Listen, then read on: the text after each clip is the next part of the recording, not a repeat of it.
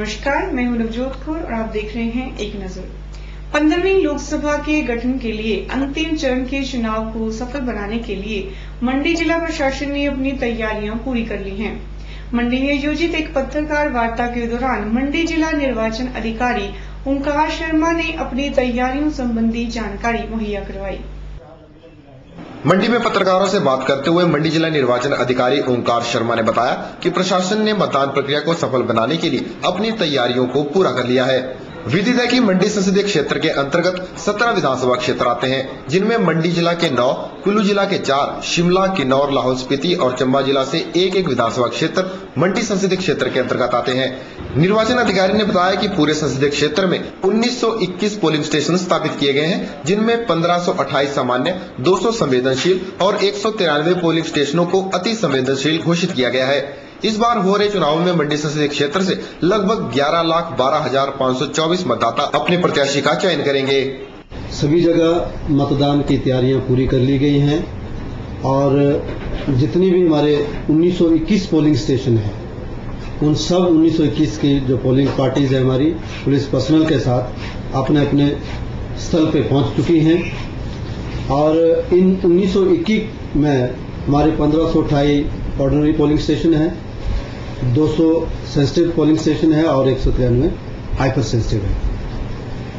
पूरे इस parliamentary constituency में 11,12,524 मतदाता हैं, जिसमें से 5,66,942 पुरुष और 5,45,582 महिलाएं मतदाता हैं। निर्वाचन अधिकारी ने बताया कि मंडी जिला में 1064 मतदान केंद्रों को स्थापित किया गया है। उन्होंने बताया कि जिला भर में 64 माइक्रो ऑब्जर्वरों की नियुक्तियां भी की गई हैं। जहां तक मंडी जिले का प्रश्न है, इसमें हमारे 1064 मतदान केंद्र हैं और भारत निर्वाचन जो हमारा निर्वाचन आयोग है, उनके दिशा अनुसार, उनके जो निर्देशानुसार हमने 64 माइक्रो ऑब्जर्वर अपॉइंट किए हैं और जो भी क्रिटिकल या वल्नरेबल या बहुत ही दूरी पे जो हमारा इनएक्सेसिबल पोलिंग स्टेशन है, वहां पे उनको डिप्लॉय किया गया है और उनके साथ डिजिटल कैमरा या वीडियोग्राफी का भी प्रावधान किया गया है, ताकि किसी भी प्रकार की कोई भी गड़बड़ी ऐसी जगह पे ना हो और उसका पूरा का पूरा रिकॉर्ड रखा जा सके। सिक्योरिटी अरेंजमेंट भी ठीक से कर दी गई है। निर्वाचन अधिकारी ने बताया कि मंडी जिला में मतों की गणना के लिए सरकाघाट और धर्मपुर विधानसभा क्षेत्रों की गणना सरकाघाट में, नाचन और सुंदरनगर की गणना सुंदरनगर में और अन्य विधानसभा क्षेत्रों के मतों की गणना मंडी में की जाएगी। ब्यूरो रिपोर्ट के चैनल मंडी। कांग्रेस प्रदेश अध्यक्ष कौल सिंह ठाकुर ने हिमाचल प्रदेश की 4 सीटों पर कांग्रेस की जीत का दावा किया है। कौल सिंह ठाकुर मंडी में पत्रकारों से बात कर रहे थे। उन्होंने कहा कि कांग्रेस द्वारा दायर चार्जशीट से आज भाजपा बेनकाब हुई है। मंडी में आयोजित एक पत्रकार वार्ता को संबोधित करते हुए कांग्रेस प्रदेश अध्यक्ष कौल सिंह ठाकुर ने हिमाचल प्रदेश की 4 सीटों पर कांग्रेस की जीत का दावा किया है। कौल सिंह ठाकुर ने कांग्रेस द्वारा दायर की गई चार्जशीट पर प्रकाश डालते हुए कहा कि आज कांग्रेस द्वारा जनता के समक्ष रखी गई चार्जशीट से लोग भाजपा की कार्यप्रणाली से परिचित हो गए हैं। कौल सिंह ठाकुर ने कहा कि प्रदेश में भाजपा का शासन होने के बावजूद कांग्रेस प्रदेश की 4 सीटों पर जीत हासिल करेगी।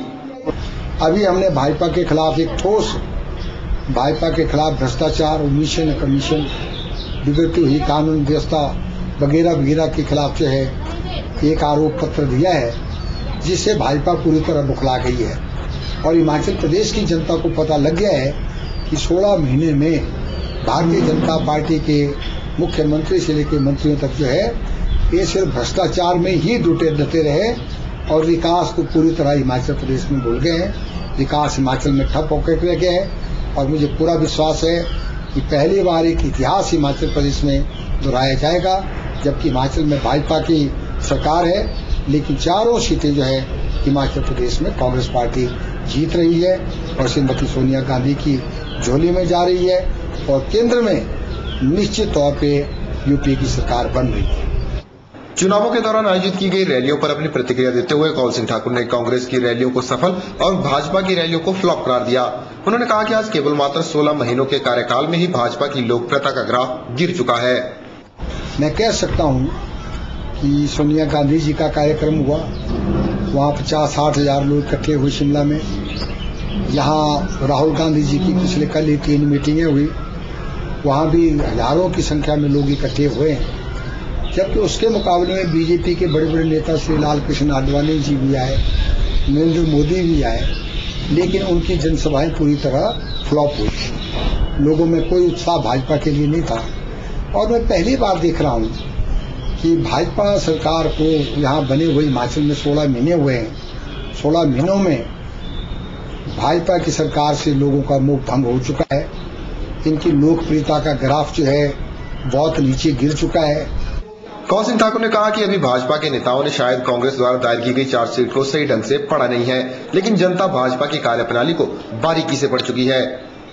ब्यूरो रिपोर्ट, के चैनल, मंडी। विश्व नर्सिंग दिवस के मौके पर मंडी स्थित जोनल हॉस्पिटल में जिला स्तरीय कार्यक्रम का आयोजन किया गया। विदित है कि मिस फ्लोरेंस नाइटिंगेल के जन्मदिन पर नर्सिंग डे का आयोजन किया जाता है और इसे पूरे सप्ताह भर मनाया जाता है।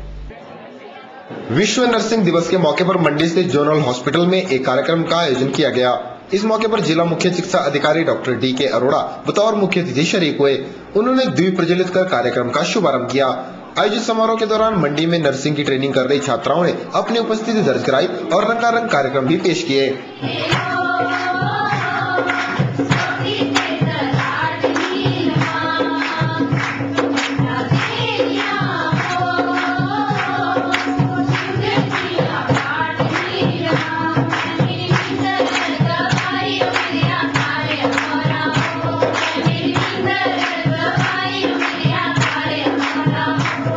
समारोह में मुख्य अतिथि डॉक्टर डी.के. अरोड़ा ने नर्सिस को चिकित्सा की बैकबोन करार दिया। साथ ही नर्सों से अपने कार्य को और कुशलता से करने का आह्वान भी किया। जो नर्सेज हैं ये मेडिकल प्रोफेशन की बैकबोन है। और कोई भी डॉक्टर कोई ऑपरेशन करता है या केस को एडमिट करता है, उसकी सारी केयर उसके कहने के बाद सारी नर्सेज के ऊपर होती है। इसमें हमारे स्कूल ऑफ नर्सिंग ने पार्टिसिपेट किया है, हमारी नर्सेज जो स्टाफ नर्सेज उन्होंने किया है, मेट्रन नर्सिंग सुपरिटेंडेंट सब पार्टिसिपेट कर रहे हैं।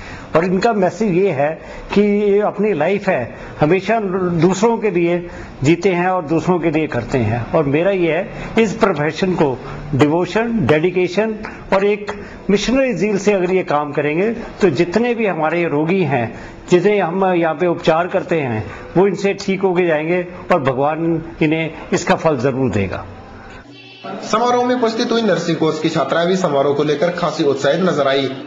मिस फ्लोरेंस नाइटिंगेल के जीवन से हमें ये प्रेरणा मिलती है कि हमें गरीबों की सहायता करनी चाहिए। जरूरी नहीं है कि वो गरीब ही हो, अमीर हो, किसी भी तबके के हो, कोई भी कास्ट के हो। हमें ना किसी का जाति का भेदभाव रखना चाहिए, ना रंग का। हमें जब उनकी मजबूरी में हमें उनकी मदद करनी चाहिए और जब हम उनकी मदद करते हैं तो इससे हमें खुद को एक आत्म शांति मिलती है और बहुत सारे लोगों की दुआएं मिलती हैं। जैसे कि आप सब जानते हैं कि हम फ्लोरेंस नाइटिंगेल के बर्थडे के ऊपर बर्थडे सेलिब्रेट कर रहे हैं, तो उनके जीवन से हमें ये प्रेरणा मिलती है कि हम लोगों का बिना किसी भेदभाव के हर पीड़ित और बीमार आदमी का सेवा करें, जितना हो सके उनकी मदद करें।